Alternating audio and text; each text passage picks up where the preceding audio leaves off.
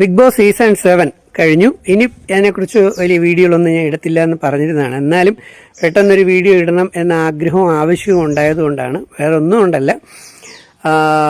അനിമോൾക്ക് cup കിട്ടി, 50 ലക്ഷം കിട്ടി. പിന്നെ അനിമോൾ നിന്ന് അത്രയും ദിവസത്തെ 100 ദിവസത്തെ എത്ര വെച്ചാണ് എമൗണ്ട്, അത്രയും ലക്ഷങ്ങൾ കിട്ടി. അതുപോലെ തന്നെ അനീഷിനും എത്ര ദിവസം നിന്നോ അത്രയും ദിവസത്തെ ആ എമൗണ്ടും കിട്ടി.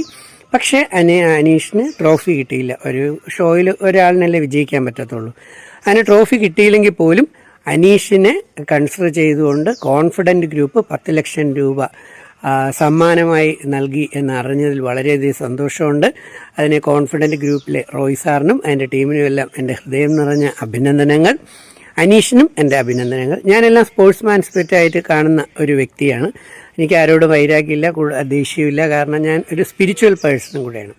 അപ്പോൾ ഒരു ഷോയിൽ ആ ജനങ്ങളുടെ വോട്ടുകൾ കൊണ്ട് അല്ലെങ്കിൽ ഒരാളിനെ ഏത് പ്രോഗ്രാമിന് വിന്നറാവാൻ പറ്റും, ബാക്കിയുള്ളതെല്ലാം അതിൻ്റെ താഴേക്കേ വരത്തുള്ളൂ. പക്ഷേ അനീഷിന് ഈ ഒരു കേസിൽ ഇവിടെ 10 ലക്ഷം കൊടുത്ത് പ്രോത്സാഹിപ്പിച്ച എല്ലാവർക്കും, റോയ് സാറിനും എൻ്റെ ടീമിനൊക്കെ അഭിനന്ദനങ്ങൾ.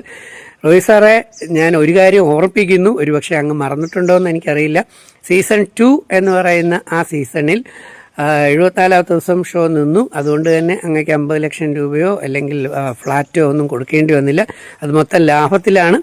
പക്ഷേ അങ്ങേക്ക് അറിയാം, ആ ഷോ ഏറ്റവും കൂടുതൽ വൈറലായി, ബിഗ് ബോസ് ഷോ എന്ന് പറയുന്ന ലോകം മൊത്തം അറിയപ്പെട്ട ഒരു സ്റ്റാർട്ടിങ് സംഗതി ഏറ്റവും ഗംഭീരമായി വൈറലായി ജനകീയമാക്കിയതാണ്.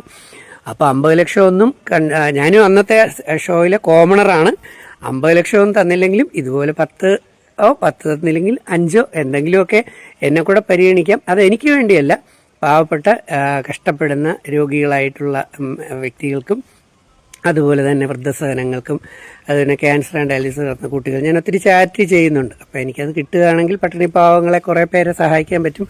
ഞാൻ എന്തായാലും എടുക്കത്തില്ല. എക്സ്ട്രാ കിട്ടുന്ന മണിയിൽ മിക്കതും ചാരിറ്റി തന്നെയാണ്. അതുകൊണ്ട് Padmashri doctor M A. Yusuff Ali sir കഴിഞ്ഞ 8 വർഷം കൊണ്ട് റംസാന് എനിക്ക് നല്ലൊരു എമൗണ്ട് തന്നുകൊണ്ടിരിക്കുന്നു. അത് ഞാൻ ചാരിറ്റി ചെയ്യുന്നതും. അപ്പോൾ അങ്ങനെ ഞാനൊന്ന് റിമൈൻഡ് ചെയ്യിപ്പിച്ചു എന്നേ ഉള്ളൂ. ഇല്ലെങ്കിലും കുഴപ്പമൊന്നുമില്ല.